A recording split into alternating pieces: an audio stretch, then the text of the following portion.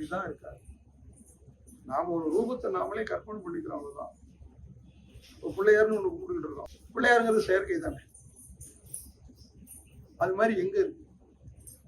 இதே ஈஜிப்ட்ல போனா அவன் வந்து ஸ்பீனிக்ஸ் அவன் வச்சிருக்காங்க.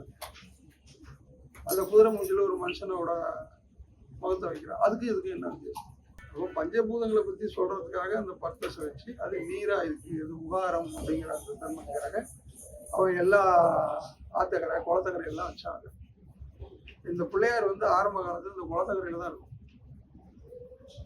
அதை வந்து என்ன பண்ணாங்க, இந்த சமூகத்துல அது புராணத்தோட அது சேர்த்து ஒரு கணக்குல எழுதி விட்டாங்க. நீங்க இன்னைக்கு புதுசா ஒரு கடவுளை உற்பத்தி பண்ணீங்கன்னாலும் இந்த இந்து மதம் வந்து அதுக்கு இடம் கொடுக்கும். வேணான்னாலும் அது இடம் கொடுக்கும், வேணும்னாலும் அது இடம் கொடுக்கும். நீங்க புதுசா ஒரு பிளாஸ்டிக் கிரியேட் பண்ணி சுத்தி சுத்தி வந்தீங்கன்னா கடைசியில் அதோட அச்சு எங்க போக நிற்கும்னா இந்த ஏகன் அநேகங்கிறதுல தான் போயிடும்.